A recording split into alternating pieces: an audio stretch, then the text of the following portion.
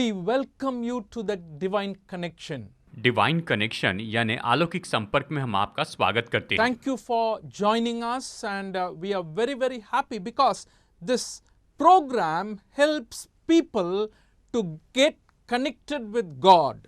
हमारे साथ जुड़ने के लिए धन्यवाद, क्योंकि ये प्रोग्राम लोगों को परमेश्वर के साथ जुड़ने में मदद करता है। Oh, you may be thinking that, oh, I can connect with God myself. शायद आप ये सोच रहे होंगे कि मैं खुद परमेश्वर के साथ में जुड़ सकता हूँ। Yes, I fully agree with you. हाँ, मैं आपके साथ में पूरी तरह सहमत हूँ। But yet at the same time, what I am going to share today will also help you to connect with God. लेकिन इसी के साथ आज मैं जो आपको बताने जा रहा हूँ, ये आपकी मदद करेगा कि आप परमेश्वर के साथ में जुड़ जाएं। We believe in God, the God of the Bible, that is Jesus Christ, our Savior, who will help us to overcome all the difficulties in spite of whatever we might face. लेकिन हम Bible के परमेश्वर प्रभु यीशु मसीह पर विश्वास करते हैं। चाहे हम जिस किसी परिस्थिति का सामना करते हैं, वो हमारी मदद करेंगे कि हम उसमें जयवंत हो जाए। Therefore, what we are suggesting is connection with God is crucial to handle the circumstances we are facing today. और इसलिए हम ये कह रहे हैं कि आज हम जिन परिस्थितियों का सामना कर रहे हैं, उसके लिए परमेश्वर के साथ का संबंध तो बहुत बहुत जरूरी है। You get an energy. आप इससे शक्ति प्राप्त करते हैं। Like Apostle Paul says, I can do all things through Christ who gives me strength. जैसे प्रेरित पौलुस कहता है कि यीशु मसीह जो मुझे बल देता है, उसके द्वारा मैं सब कुछ कर सकता हूँ। मैं उसके द्वारा सब कुछ कर सकता हूँ। Like this, what Apostle Paul said, you and I can be confident in the Lord. और जैसे प्रेरित पौलुस कहता है, वैसे ही हम भी प्रभु में भरोसा रख सकते हैं।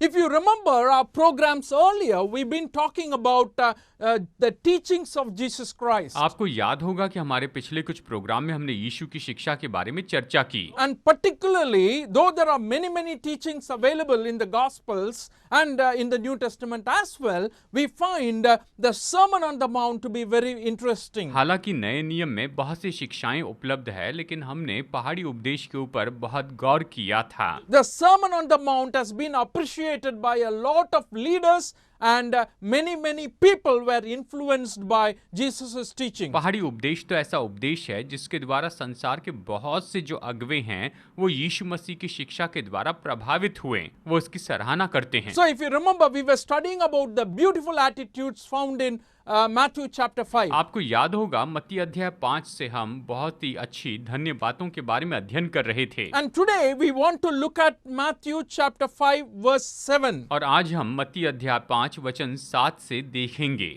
And it says, blessed are the merciful, for they will be shown mercy. ये कहता है, धन्य है वे जो दयावंत हैं, क्योंकि उन पर दया की जाएगी। Blessed are the merciful, for they will be shown mercy. धन्य है वे जो दयावंत हैं, क्योंकि उन पर दया की जाएगी। You know, the previous one and this one are very closely connected and naturally flows in thought. अब इसके पहले का और ये तो बहुत ही आपस में जुड़े हुए हैं और विचारों में एक साथ ये बहते हैं। Blessed are those who hunger and thirst for righteousness, for they will be filled. धन्य है वे जो धार्मिकता के भूखे और प्यासे हैं, क्योंकि वे तृप्त किए जाएंगे। And then Jesus says, blessed are the merciful, for they will be shown mercy. प्रभु ने कहा कि धन्य है जो दयावंत है, क्योंकि उन पर दया की जाएगी। You know, it's like how God deals with people, as mentioned in the psalmist writes, Psalm 18:25. भजनकार 18:25 में जैसे भजनकार कहता है, वैसे ही प्रभु व्यवहार करते हैं। It says, to the faithful you show yourself faithful, to the blameless you show yourself blameless. दयावंत के साथ तो अपने को दयावंत दिखाता, और खरे पुरुष के साथ तो अपने को खरा दिखाता है। So, how God deals with people is what is described by the psalmist here. लोगों से परमेश्वर कैसे व्यवहार करते हैं, इसके बारे में यहाँ पर भजनकार बताता है। To the faithful, you are faithful. विश्वास योग्य लोगों के लिए प्रभु तो विश्वास योग्य है। So, it's a human quality also. ये तो मनुष्य की विशेषता भी है। You know, to the people who are very kind to us, we try to be kind. जो लोग हमारे ऊपर दया दिखाते हैं, हम उनके साथ में दया का व्यवहार करते हैं। We help people who help us. हमारी मदद करने वाले लोगों की हम मदद करते हैं। We do to others like how they do to us. जैसे लोग हमारे साथ व्यवहार करते हैं, वैसे हम दूसरों के साथ करते हैं। So it's like natural attitude and behavior of human being is this, that when people do something to us, we also try to show to them. यानी मनुष्य का स्वभाव ऐसा है कि जब लोग हमारे साथ कुछ व्यवहार करते हैं तो हम वैसे ही उनको दर्शाते हैं। So Jesus is saying here, blessed are the merciful, for they will be shown mercy. तो यीशु कहते हैं कि धन्य है वे जो दयावंत हैं, क्योंकि उन पर दया की जाएगी। God wants us to be merciful because we have experienced His mercies. परमेश्वर चाहते हैं कि हम दयावंत हो जाए क्योंकि हमने खुद उसकी दया का अनुभव किया है। When we experience God's mercies, it's a way where God motivates us, He arouses us, the compassion in us. जब हम परमेश्वर की दया का अनुभव करते हैं तो वो हमें प्रोत्साहित करते हैं, वो हमारे भीतर में अपनी करुणा उंडेलते हैं कि हम उसके अनुसार करें। I would like to point out a few more verses to help you understand this mercy idea. इस दया के विचार को समझाने के लिए मैं यहाँ पर आपको कुछ और वचन बताना चाहता हूँ। In Gospel of Matthew, chapter 6, verse 15, it says, if you do not forgive men their sins, your Father will not forgive your sins. मत्ती अध्याय 6 वचन 15 कहता है, यदि तुम मनुष्यों के अपराध क्षमा न करोगे तो तुम्हारा पिता भी तुम्हारे अपराध क्षमा न करेगा। So this being merciful is not considered as something wisest. यानी देखिए, दया दिखाना इससे तो सच में बहुत ही बुद्धिमानी का काम नहीं माना जाता है, कि ऐसा समझा नहीं जाता है। When people show mercy, they think, he's small or he's not really up to his authority, etc. यानी अगर हम किसी पर दया दिखाए तो लोग ये सोचते हैं कि देखो ये तो बहुत ही छोटा है, ये अपने आप को किसी तरह से प्रकट नहीं कर सकता है। But God calls them blessed. लेकिन परमेश्वर उन्हें धन्य कहते हैं। This mercy is not taking just pity upon people. यानी ये दया ऐसी नहीं है कि बस लोगों के ऊपर में आरोप लगाएं, looking at people who are in misery and saying, I feel sorry, I feel sad. ये नहीं कि लोगों को बस दुख में देखकर कहे, मुझे दुख होता है, मुझे इनके बारे में बहुत ही खेद है। Looking at the moral world today, this is a very, very important quality that is needed for God's people. आज अगर हम नैतिक संसार को देखें तो हम यही कहेंगे कि परमेश्वर के लोगों के लिए बहुत बड़ी विशेषता है। God expects this mercy to be shown to others. परमेश्वर यही अपेक्षा करते हैं कि उसकी दया हम दूसरों को दिखाते जाएं। Actually, this word in the original language deals like this. It is like emphasizing misery with which grace deals. यानी अगर हम असली भाषा में देखें तो इसका मतलब ये है कि यह दयनीय दशा को दिखाता है जिसके साथ में अनुग्रह व्यवहार करता है, ये इस बात को दर्शाता है। So someone pointed out like this, that grace takes away the fault and mercy takes away the misery. तो किसी ने इस तरह से कहा कि अनुग्रह जो है वो गलती को दूर करता है और दया जो है वो उसके बुरे दुखद बातों को दूर कर देता है। You may be wondering why I am saying all this. शायद आप सोच रहे होंगे मैं ये सब क्यों कह रहा हूँ। I'm simply saying it because you will be able to understand clearly what the Bible means when it says be merciful to others. मैं ये इसलिए कह रहा हूँ ताकि आप समझ सके कि जब बाइबल कहती है कि दूसरों पर दया करे तो इसका मतलब क्या है, इसे आप जान सकें। That is, being merciful is a very important quality. So when you are merciful, we are revealing the quality of God. देखिए, दयावंत होना ये बहुत ही महत्वपूर्ण विशेषता है। जब हम दयावंत होते हैं तो हम परमेश्वर की विशेषता को प्रकट करते हैं। Because God is merciful, God expects us to be merciful. क्योंकि परमेश्वर दयावंत है और वो हमसे अपेक्षा करते हैं कि हम भी दयावंत हो जाएं। In the Gospel of Luke chapter 6 verse 36, it says very straightforwardly, very bluntly, it says, be merciful just as your Father is merciful. लूका अध्याय 6 वचन 36 स्पष्ट रूप में बताता है, जैसे तुम्हारा पिता दयावंत है वैसे ही तुम भी दयावंत बनो। इस तरह से ये वचन हमें बताता है। So he is asking us to be merciful because our Father is merciful. तो वो हमसे कहता है कि हम दयावंत बने क्योंकि पिता दयावंत हैं, हमारे पिता दयावंत हैं। So isn't it true that it naturally flows from the God who created us? परमेश्वर जिसने हमें बनाया ये स्वाभाविक रूप में उसी की ओर से बहता है। He created us in his own image. That means some of the qualities that he's having or he's representing, we also must represent. उसने हमें बनाया है, इसलिए उसमें जो कुछ विशेषता है वो विशेषताओं को हमें भी प्रकट करना चाहिए। And mercy is like that. Be merciful just as your Father is merciful. और दया भी इसी तरह से है कि जैसे पिता दयावंत हैं, हमें भी दयावंत होना चाहिए। Oh, who does he show mercy to? तो वो किस पर दया करते हैं? Bible very clearly says in Luke 1:50, his mercies are extended to those who fear him. Bible लूका 1:50 में स्पष्ट रूप में बताती है कि उसकी दया उन पर जो उससे डरते हैं पीढ़ी से पीढ़ी तक बनी रहती है। From generation to generation, my friends. मेरे दोस्तों, पीढ़ी से पीढ़ी तक बनी रहती है। And that is the nature of God. और यही तो परमेश्वर का स्वभाव है। So when he says, blessed are those who are merciful and they will be shown mercy, we are revealing God's quality. जब वो कहता है कि धन्य है वे जो दयावंत हैं क्योंकि उन पर दया की जाएगी, तो हम यहाँ पर परमेश्वर के गुण को प्रकट कर रहे हैं। And there are many verses that explain the mercies of God, but I would like to point a few verses very strongly. That is in Exodus 33:19. परमेश्वर की दया के बारे में बहुत से वचन है जो स्पष्ट रूप में बताते हैं, लेकिन एक वचन मैं आपको बताना चाहता हूं, वो है निर्गमन अध्याय 33 वचन 19। And this section, God is talking to Moses and he says in 33:19 of Exodus, and the Lord said, I will cause all my goodness to pass in front of you and I will proclaim my name, the Lord, in your presence.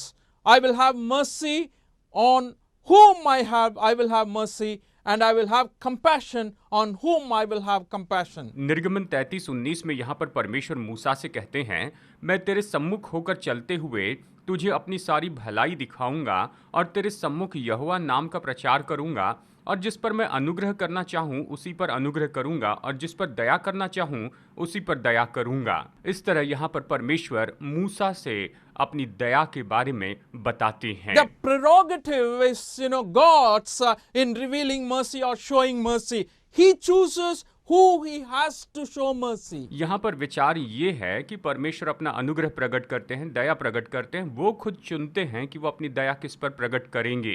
But if you ask me how he chooses to show mercy, and earlier we saw those who fear him, he shows mercy to. और अगर आप मुझसे पूछे कि वो कैसे अपनी दया उन पर प्रकट करते हैं, तो जैसे हमने पहले देखा कि परमेश्वर उसके डरवैयों पर दया प्रकट करते हैं। But here he definitely says, it is I will choose to show mercy on whom I will have mercy. यहाँ पर ये स्पष्ट रूप में कहते हैं कि जिस पर मैं दया करना चाहूँ उसी पर दया करूँगा।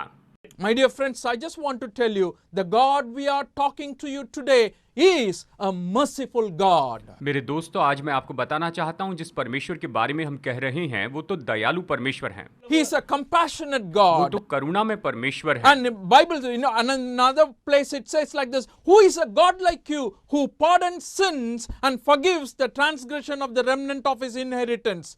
You do not stay angry forever, but delight to show mercy. वचन कहता है, तेरे समान ऐसा परमेश्वर कहाँ है जो अधर्म को क्षमा करे और अपने निज भाग के बचे हुओं के अपराध को ढांप दे। वो अपने क्रोध को सदा बनाए नहीं रखता क्योंकि वो करुणा से प्रीति रखता है। इस तरह ये कहता है। He delights in showing mercy to people, my friends. वो तो लोगों पर दया करने से प्रसन्न होते हैं। That's why, when the Bible teaches us in Beatitudes, be merciful just as your Father is merciful. You and I, when showing mercy, we are revealing the nature of God, the character of God. और इस तरह से ये जो धन्य है, ये वचन जो हैं, इसके अनुसार हम करते हैं तो हम परमेश्वर की दया को प्रकट करते हैं, हम परमेश्वर के गुणों को प्रकट करते चले जाते हैं, परमेश्वर के स्वभाव को हम प्रकट करते चले जाते हैं। I want you to think carefully how many times you have experienced the mercies of God. मैं चाहता हूं कि आप जरा गौर से सोचिए कि आपने कितनी बार परमेश्वर की दया का अनुभव किया है। The Bible very clearly says His mercies are new every morning. Bible स्पष्ट रूप में बताती है कि हर सुबह उसकी दया नई होती जाती है। So we have experienced and we are revealing the character and nature of God when we show mercy. जब हम दया प्रकट करते हैं तो हम परमेश्वर के स्वभाव को, उसके गुणों को प्रकट करते चले जाते हैं। And secondly, I want to tell you that mercy is not a feeling, it is an action. दूसरी बात मैं आपको बताना चाहता हूं कि दया ये कोई महसूसीकरण नहीं है, ये तो क्रिया है, ये काम है। It is not just a feeling, oh, like I told you earlier, I feel pity for him, I feel sad for him. It is not enough to feel sad for a person. जैसे मैंने आपको बताया कि ये कोई महसूसीकरण नहीं है कि हाँ मैं उनके लिए दया महसूस करता हूँ, नहीं, ये ऐसा महसूसीकरण नहीं है। And one of the parable that is very, very famous in the Bible is this, the parable of the Good Samaritan. Bible में अच्छे सामरी का एक बहुत ही विख्यात ऐसा दृष्टांत है। And the Samaritan who helped a man who was traveling from Jerusalem to Jericho, and he was beaten by the thief and he was robbed of all his valuables. सामरी व्यक्ति ने ऐसे व्यक्ति की मदद की जो यरीहो से यरूशलेम की ओर जा रहा था, लेकिन लुटेरों ने उसे लूट लिया, उसका सारा सामान छीन लिया और उसे बहुत मारा। So he was lying there with all pain and agony and bleeding, and the priest walks by and he passes on the other side. After that, a Levite walks by, he passes on the other side. ये जो व्यक्ति था वो तो यरूशलेम के मार्ग में लहूलुहान पड़ा हुआ था, और फिर एक याजक वहां से जाता है, वो उसे देखकर दूसरी ओर से निकल जाता है। फिर लेवी आता है, वो भी उसे देखकर दूसरी ओर से निकल जाता है। But then a Samaritan comes, he goes to him and he took pity on him definitely, but he started acting. लेकिन फिर एक सामरी उसके पास जाता है, निश्चय उसे देखकर वो उस पर दया करता है, साथ साथ में वो उसके लिए काम भी करता है, वो उसके लिए कुछ करता है। He bandaged his wounds. वो उसके जख्मों पर पट्टी बांधता है। He poured oil and wine in the wounds. उसने उन जख्मों के ऊपर दाखरस और तेल उंडेला। Put him on his donkey and took him to an inn where he was taken care of. उसे अपने गधे पर बैठाकर सराय में लेकर जाता है ताकि उसकी देखभाल हो। He paid the money to care for him. उसकी देखभाल करने के लिए वो पैसा भी चुकाता है। And only in that context, Jesus asked this man, an expert in the law, then who is the neighbor for this man? और उस संदर्भ में हम देखते हैं कि यीशु ने यहाँ पर इस व्यक्ति से पूछा कि इस व्यक्ति के लिए सच्चा पड़ोसी कौन है। The answer came from the expert very, very clearly, the one who had mercy on him. तो उस समय के जो माहिर लोग थे उनकी ओर से जवाब आया कि वही जिसने उस पर दया की थी, The one who had mercy on him. जिसने उस पर दया की। What do we mean by this, my friends? I'm telling you that it is not just feeling sad for people in their distress and agony. It is like going out to help and taking care of them and acting on their behalf is what is being merciful to others. देखिए, मैं यही तो कह रहा हूं कि केवल उन पर दया महसूस करना नहीं, लेकिन आगे कदम बढ़ाकर उनके लिए कुछ करना, उनके लिए कुछ काम करना, और यही तो जो है, यही असली दया होती है। Now I want you to think about your life. अब मैं चाहता हूं अपने जीवन के बारे में जरा सोचिए। How many times we have felt sad for others? कितने तो भी बार हमने दूसरों के लिए दुख महसूस किया। Has it stopped with just the feeling? क्या हम वहां पर महसूसीकरण में ही रुक गए? My dear friends, what Jesus is teaching us today is, no, let it not stop with your emotions and feelings. Rather, you go out and act. यीशु हमें यही सिखा रहे हैं कि यह आपकी भावना में यहाँ पर रुक न जाए, लेकिन आप आगे बढ़े और उसके लिए कुछ काम करें।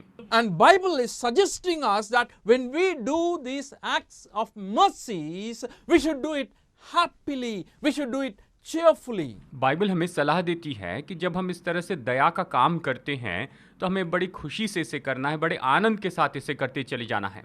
In the epistle to the Romans, Apostle Paul writes in the 8th verse, if it is showing mercy, that is, he is talking about spiritual gifts that God gives to people, he says, let him do it cheerfully. Romeo की पत्री में पौलुस यहाँ पर इस तरह से लिखता है आत्मिक वरदानों के बारे में कि जो दया करे वो उदारता से, हर्ष के साथ दया करे। And that is what God is expecting from us, friends. मेरे दोस्तों, परमेश्वर हमसे यही अपेक्षा करते हैं। So we are saying mercy is not a feeling, but it's an action word. हम कह रहे हैं दया महसूसीकरण नहीं, लेकिन ये तो एक काम का शब्द है, ये क्रिया का शब्द होता है। First of all, we said when you are merciful, you are revealing the quality of God. सबसे पहले हमने कहा कि अगर आप दया दिखाते हैं तो आप परमेश्वर के स्वभाव को, उसके गुण को दिखाते हैं। Secondly, we said when we are showing mercy, it is not just a feeling, it is an action. दूसरी बात हम ये कह रहे हैं कि जब हम दया दिखाते हैं ये केवल महसूसीकरण नहीं, लेकिन ये काम है। And thirdly and finally, I want to tell you that because we have received mercy from God, we have to extend it to others. और तीसरी बात मैं कहना चाहता हूं कि हमने परमेश्वर से दया प्राप्त की है, इसलिए हमें दूसरों पर दया करनी चाहिए, दूसरों पर दया दिखानी है। You may be asking me now, how have I experienced God's mercy? शायद आप मुझसे ये पूछे कि मैंने परमेश्वर की दया कैसे अनुभव की है। You think of your life. अपने जीवन के बारे में सोचिए। How many times we have tasted the mercies of God? कितनी तो भी बार हमने परमेश्वर की दया का अनुभव किया, उसका स्वाद लिया है। How many times we have fallen short of God's expectation? कई बार हम परमेश्वर की अपेक्षाओं को पूरा नहीं कर पाए। How many times we have disobeyed His words? कई बार हमने उसके वचन की आज्ञा भंग की है। And all those times He was very merciful and kind on us. और उन सारे समय में वो हम पर दयालु रहे, करुणामय रहे। Particularly if you understand the salvation God has given to us. खास करके अगर आप उस उद्धार के बारे में समझे जो परमेश्वर ने हमें दिया है। And Bible says very clearly that the mercies of God is experienced in the salvation that is offered by Jesus Christ to us. Bible हमें बताती है कि यीशु मसीह ने जो हमें उद्धार दिया है, उसमें हम परमेश्वर की दया को अनुभव कर सकते हैं, उसमें हम इसे देख सकते हैं। And Ephesians chapter 2 verses 4 to 7 is a beautiful section of passage where he says, because of His mercy, He made us alive in Christ. इफिसियों अध्याय 2 वचन 4 से 7 में बहुत स्पष्ट रीति से कहता है कि उसकी दया के कारण ही उसने हमें मसीह यीशु में जिलाया है, उसमें हमें उसने जीवित किया है। Rich mercies. दया की बहुतायत के कारण, इस तरह कहता है। And that mercy only is revealed on us when we are saved and He makes us alive in Christ. जब हमने उद्धार पाया तभी वो दया हम पर प्रकट की जाती है और हम मसीह यीशु में इस तरह से जीवित हो जाते हैं। Apostle Peter writes like this, that because of His mercy, in 1 Peter 1 verses 3 to 4, he says like this, praise be to the God and Father of our Lord Jesus Christ. In His great mercy, He has given us new birth into a living hope through the resurrection of Jesus Christ from the dead, and into an inheritance that can never perish, spoil or fade, kept in heaven for you. पहला पत्रस 1:3 और 4 ये कहता है, हमारे प्रभु यीशु मसीह के परमेश्वर और पिता का धन्यवाद हो, जिसने यीशु मसीह के मरे हुए में से जी उठने के द्वारा अपनी बड़ी दया से हमें जीवित आशा के लिए नया जन्म दिया है, अर्थात एक अविनाशी और निर्बल और अजर मिरास के लिए जो तुम्हारे लिए स्वर्ग में रखी है। इस तरह पहला पत्रस अध्याय 1 वचन 3 और 4 हमें बताता है। And same 1 Peter chapter 2 verse 10 says like this, once you were not a people, but now you are the people of God. Once you have not received mercy, but now you have received mercy. पहला पत्रस 2:10 ये कहता है, तुम पहले तो कुछ भी नहीं थे, पर अब परमेश्वर की प्रजा हो, तुम पर दया नहीं हुई थी, पर अब तुम पर दया हुई है। इस तरह यहाँ पर इस किताब में हमें फिर से बताता है। I want you to note that statement very carefully. मैं चाहता हूँ इस वाक्य को आप गौर से See, देखिए। earlier you did not receive mercy. यानी इतने समय तक जो दया नहीं हुई थी, But now, after coming to Christ, after being accepted in Christ for salvation, you have received mercy. लेकिन अब यीशु के द्वारा उद्धार पाने के द्वारा आपने दया प्राप्त की है। So, what does that mean to me? What does that mean to you? तो इसका आपके और मेरे लिए क्या अर्थ होता है? Are you somebody who is believing in Jesus क्या आप Christ? ऐसे व्यक्ति हैं जो यीशु पर विश्वास करते हैं And He is calling us to show mercy to others. और वो हमें बुलाते हैं कि हम दूसरों पर दया प्रकट करते चले जाएं। When we show mercy to others, definitely God's mercy will come upon us. जब हम दूसरों पर दया करते हैं तो अवश्य ही परमेश्वर की दया हम पर आती है। And because of that, Bible says very clearly, mercy triumphs over judgment in James chapter 2 verse 13. याकूब 2:13 कहता है, क्योंकि जिसने दया नहीं की उसका न्याय बिना दया के होगा, दया न्याय पर जयवंत होती है। Let's read it. James 2:13. Because judgment without mercy will be shown to anyone who has not been merciful. Mercy triumphs over judgment. याकूब 2:13, क्योंकि जिसने दया नहीं की उसका न्याय बिना दया के होगा, दया न्याय पर जयवंत होती है। इस तरह ये कहता है। So mercy is the greatest thing, even it is over the judgment. और दया तो सबसे महान है, यहाँ तक कि वो तो न्याय के ऊपर है।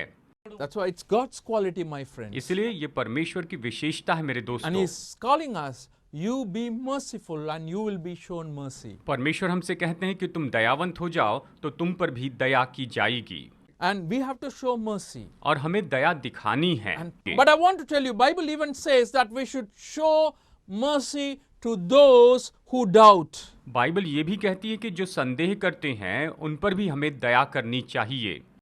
इस तरह से स्पष्ट बताती है कि संदेह करने वालों पर भी हमें दया करनी है। In the epistle Jude, he writes in 22nd verse, be merciful to those who doubt, snatch others from the fire and save them. यहूदा 1:22 में ये लिखता है, उन पर जो शंका में है दया करो और बहुतों को आग में से झपट कर निकालो, यानी बहुतों पर दया करके उन्हें झपट कर So बचाओ। we have to show mercy to those people who doubt. यानी जो लोग शंका करते हैं उन पर भी हमें दया दिखानी है, दया करनी है। Are you still doubting what we are talking about and Jesus Christ, the Bible, God? Friends, I want to tell you, God is merciful on you. क्या अभी भी आप यीशु मसीह, बाइबल और परमेश्वर के बारे में संदेह करते हैं? मेरे दोस्तों, बाइबल हमें बताती है, मैं आपको बताना चाहता हूँ, परमेश्वर आप पर दया करते हैं। God wants to help you. परमेश्वर आपकी मदद करना चाहते हैं। He wants to help you understand. वो ये समझने में आपकी मदद करना चाहते हैं। And because of this mercy that is on us, we are faithfully serving God and faithfully belonging to God and worshiping Him. उसने हम पर जो दया की है उसके कारण ही हम परमेश्वर की सेवा करते हैं और ईमानदारी से हम प्रभु की सेवा करते हैं, उसके पीछे चलते हैं। So, blessed are those who are merciful, for they will be shown mercy. धन्य हैं वे जो दयावंत हैं, क्योंकि उन पर दया की जाएगी, इस तरह वचन कहता है। You know, one thing I would suggest and conclude regarding mercy. देखिए, दया के बारे में एक अंतिम बात मैं आपको बताना चाहता हूँ। If you really want to get mercy from God, अगर आप सच में परमेश्वर की ओर से दया प्राप्त करना चाहते हैं, Bible makes a suggestion. Bible हमें सुझाव देती है। Proverbs 28:13 says, he who conceals his sin does not prosper, but whoever confesses and renounces them finds mercy. नीति वचन 28:13 कहता है, जो अपने अपराध छिपा रखता है उसका कार्य सफल नहीं होता, परंतु जो उनको मान लेता और छोड़ भी देता है उस पर दया की जाएगी। And if you confess your sins and give up your sins, renounce your sins, God is merciful on you. जब आप अपने पापों का अंगीकार करते हैं, उन्हें छोड़ देते हैं, तो परमेश्वर निश्चय ही आप पर दया करते हैं। The same God moves people also to be merciful on you. और वही परमेश्वर लोगों को भी उत्साहित करते हैं कि वो आप पर दया दिखाते जाएं। And that is the kind of thing we are talking about today. आज हम इसी के बारे में चर्चा कर रहे हैं। Blessed are those who are merciful, for they will be shown mercy. धन्य है वे जो दयावंत हैं, क्योंकि उन पर दया की जाएगी। From God, परमेश्वर से भी, from people, लोगों से भी। oh, you will never be disappointed because you have shown mercy to somebody. आपने किसी और पर दया प्रकट की है, इसलिए आप कभी निराश नहीं होंगे। May God bless you and your family today. परमेश्वर आज आपको और आपके परिवार को बहुतायत से आशीष दे।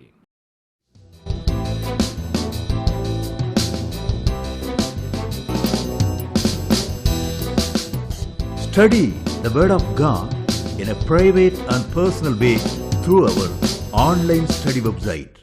Contact number